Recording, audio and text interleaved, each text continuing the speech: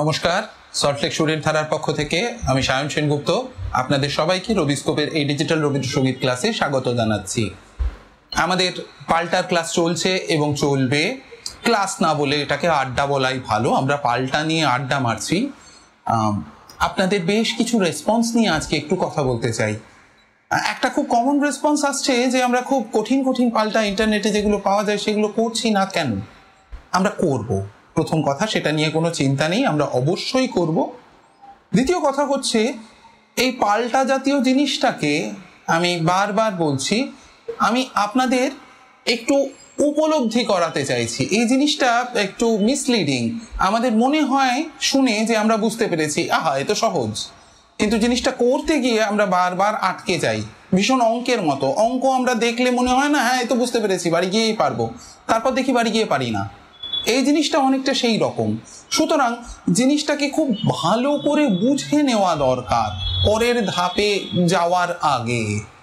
আমরা অঙ্কের প্রশ্নমালায় যেমন অঙ্কগুলো সাজানো থাকে সহজ থেকে কঠিন, আমরা এখানে ঠিক সেই জিনিসটা করতে চাইছি।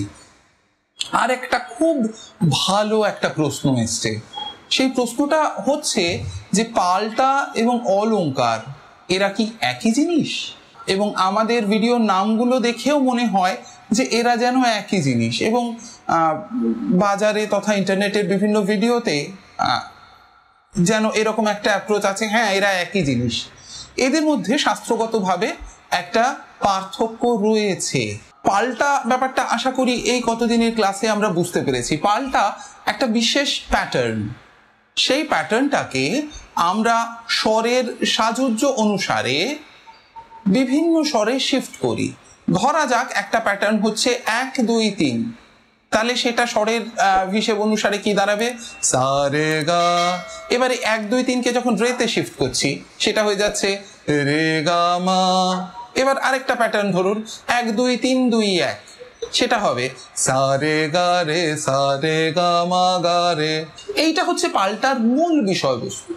অলংকার হচ্ছে সেই টুল বা সেই মেকানিজম যেটা আমাদের গানের বিভিন্ন বর্ণের সঞ্চরণকে সৌন্দর্যায়িত করতে কাজে লাগে। এখানে আবার মনে রাখা প্রয়োজন, এই অলংকারগুলো কিন্তু গান নয়। এই যে কাজগুলো করা, এই কাজগুলো করার পেছনে কিছু টেকনিক রয়েছে, যে টেকনিকগুলো এই কাজগুলো করতে পারতে হলে আপনাকে শিখতে হবে। কিন্তু এই টেকনিকগুলো কিন্তু শিল্প নয়। আমরা এই জগৎ সংসারে যত শিল্প আছে, যত রকমের শিল্প সম্ভব, তাদের যদি খুব একদম গ্রাসরুট লেভেলে ভেঙে ফেলি, আমরা দেখবো they are nothing but the combination of some mere techniques. কিন্তু সেই টেকনিকগুলো কিন্তু শিল্প নয়। এগুলো এমন কিছু জিনিস যেগুলো আমার গানকে সুন্দর করতে আমার কাজে লাগবে। গানটাকে সুন্দর করতে হলে এগুলোকে আমার রপ্ত করা প্রয়োজন। আমরা বড় বড় শিল্পীদের উদ্ধৃত করে বলতে পারি যে আমায় এই জিনিসগুলো রপ্ত করতে হবে, রাদার টু সে আত্মস্থ করতে হবে ভুলে যাওয়ার জন্য। যখন ধরা যাক একটা জায়গায় একটা মিড় আছে, সেই মিড়টা আর আমায় সচেতন ভাবে দিতে হবে না, খুব সহজাত ভাবে সেই মিড়টা আমার মধ্যে আসবে। একটা জায়গায় একটা গমক আছে, খুব সহজাত ভাবে সেই গমকটা আমি দিতে পারবো।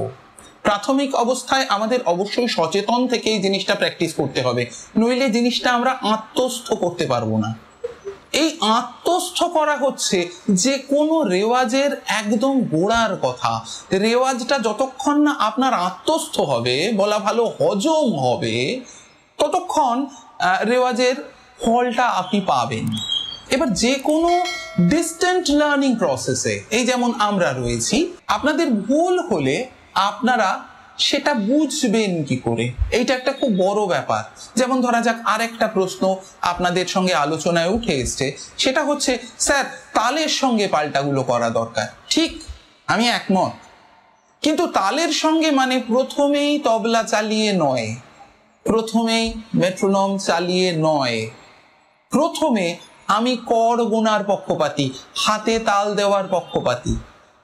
কারণ আপনার যে ভুল হচ্ছে সেটা আপনাকে নিজেকে বুঝতে পারতে হবে। এই ঘটনাটা ঘটাতেও একটু ম্যাচিউরিটি দরকার হয়। আমার শিক্ষকতার অভিজ্ঞতা থেকে বলতে পারি এই যে তাল কেটে যাচ্ছে এটা বুঝতেও শিক্ষার্থীর কিছু সময় লাগে। সুতরাং প্রথমেই যদি আমরা তবলা চালিয়ে রেওয়াজ করি তাহলে দেখা যাবে তবলা চলছে তবলার মতো, আপনি সরগম বলে যাচ্ছেন আপনার মতো, এবং শেষ হওয়ার পরে আপনি ভাববেন আহা আমি কি বলেছি। সেটা যাতে না হয়, আপনি যাতে নিজের ভুলটা নিজে বুঝতে পারেন, তার জন্য কর গুণে পাল্টাটা করা খুব জরুরি, তার জন্য হাতে তাল দিয়ে পাল্টাটা করা খুব জরুরি। এটা আপনাকে নিজেকে বুঝতে হবে যে এখন এই পাল্টাটা ছন্দটা আমার গ্রিপে এসে গেছে, তাহলে এবার আমি মেট্রোনম চালাতে পারি।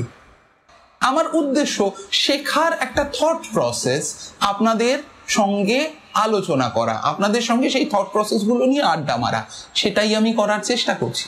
আমরা যদি একটু ভেবে দেখি, আমরা গমক বাদ দিলে মোটামুটি যে ক ধরনের অলংকার বা বৈশিষ্ট্য নিয়ে আলোচনা করেছি সেগুলো হচ্ছে সাপাট, যদিও সাপাট কোনো অলংকার নয়, সাপাট একটা বৈশিষ্ট্য যেখানে স্বরগুলো তাদের অ্যাসেন্ডিং বা ডিসেন্ডিং অর্ডারকে ব্রেক করে না, সেটা হচ্ছে সাপাট।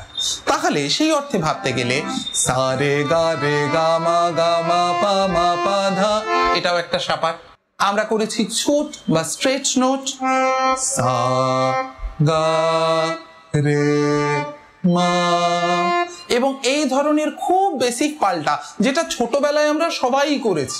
এই জিনিসগুলো এই পাল্টাগুলোর সঙ্গে আমাদের কাজে লাগাতে হবে। কেন? এই পাল্টাগুলো আমাদের সবার জানা, এই পাল্টাগুলোর মধ্যে দিয়ে প্রাথমিকভাবে এই অলংকারগুলোকে, এই বৈশিষ্ট্যগুলোকে যদি আমি ইনহেরিট করার চেষ্টা করি, যদি আমি আত্মস্থ করার চেষ্টা করি, সেটা আমার পক্ষে অনেক সহজ। একবার একটু ধৈর্য ধরে এটা করে নিন, দেখবেন ওই কঠিন পাল্টায় যাওয়া অনেক সহজ হবে এবং কঠিন পাল্টাগুলো আত্মস্থ করা অনেক সহজ হবে।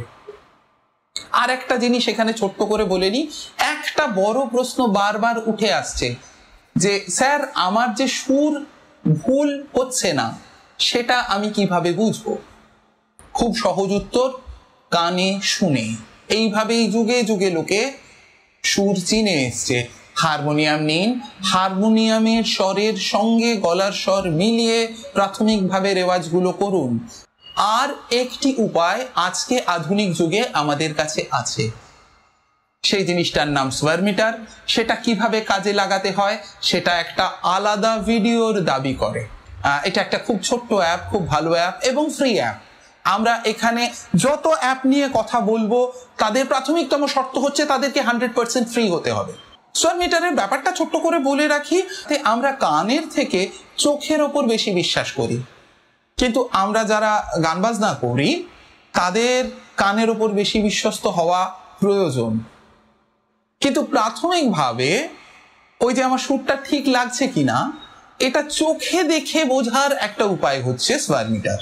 আমরা মিড নিয়ে কথা বলছিলাম, এবার খুব সহজ বিভিন্ন পাল্টার যে সেটটা আপনাদের দেওয়া হয়েছে তার মধ্যে থেকে মিরের রেওয়াজগুলোকে আমরা যদি খুঁজে বার করি কেমন দাঁড়াবে দেখুন। আমরা জানি সা গা রে মা গা পা মা ধা পা নি ধা সা, জানি তো, বুঝতেই পারছেন। এবার এই জিনিসটাকে আমরা মিরে রূপান্তরিত করব। চলুন করি।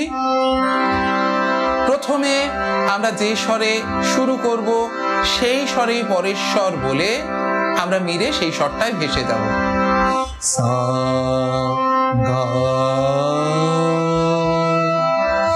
রে মা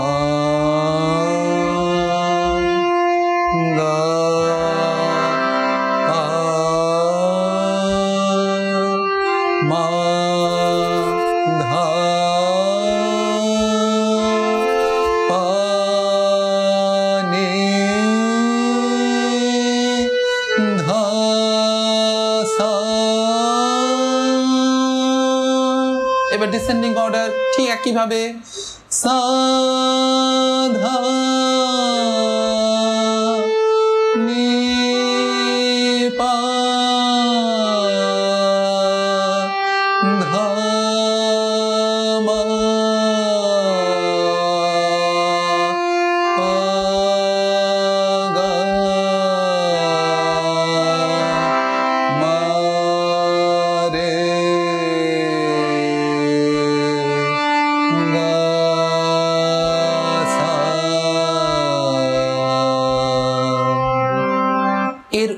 পাল্টা রেওয়াজ করা সমান জরুরি।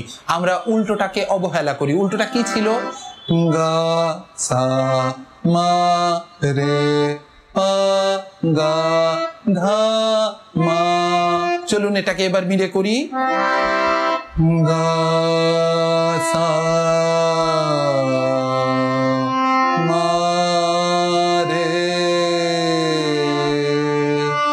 পা গা ধা মা নি পা সা ধা। এখন আমরা মোটামুটি শিখে গেছি, তাহলে আর এই অক্টেভের মধ্যে আটকে থাকার আমাদের কোনো দরকার নেই। রে নি গা সা। বলেছিলাম এই পাল্টাগুলোকে আমরা প্রাথমিকভাবে একটা সপ্তকের মধ্যে রাখবো, তারপর যেই সেটা আমাদের দখলে এসে যাবে আমরা উভয় দিকে পাল্টাগুলোকে এক্সটেন্ড করতে পারি। এই জায়গাগুলো, এই রাস্তাগুলো আপনাদের খুঁজে পেতে হবে, সেই কারণে এই জিনিসগুলোকে বোঝা খুব দরকার। চলুন এবার উল্টোটা করি। সা গা নি রে ধা সা পা নি মা ধা গা পা রে মা সা গা নি রে ধা সা। এরপরের রেওয়াজটা কি হবে? আমরা এইখানে যেমন স্বরটা বলে নিয়ে তারপর দ্বিতীয় স্বরে যাচ্ছি, তার বদলে প্রথম স্বরটাকেই দ্বিতীয় স্বরে টেনে নিয়ে যাব। কেমন দাঁড়াবে তার চেহারাটা একটু দেখিয়ে দিই, তাহলেই পারবেন। সা গা। বিষয়টা একই, খালি গা কথাটা সাই বলছি না। রে মা, এই রে কথাটাকেই মায়ে টেনে নিয়ে যাব। গা পা মা ধা পা নি ধা সা। একই রাস্তায় ফেরা। তারপরেরটা সামা রেপা গাধা। চলুন এটা করি। সামা রেপা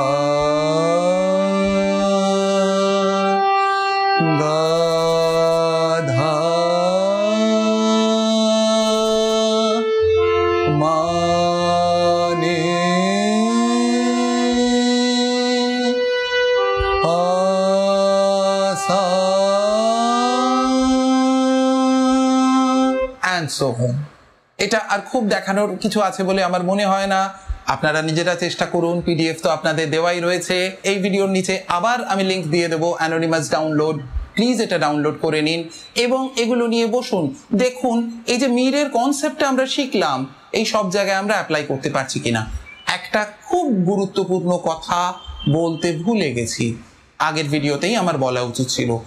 যখনই মির সংক্রান্ত কোনো রেওয়াজ, কোনো পাল্টা আমরা করব, প্রত্যেকবার আমরা যেন বুক ভরে দম নিই।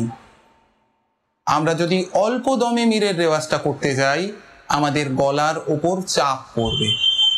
এই প্রসঙ্গে আরো একটা অনুরোধের কথা মনে পড়লো, স্যার দমের রেওয়াজ কিভাবে করব? দমের কিছু পাল্টা আমি দেখিয়েছি, দমের রেওয়াজ এখনো আমি দেখাইনি।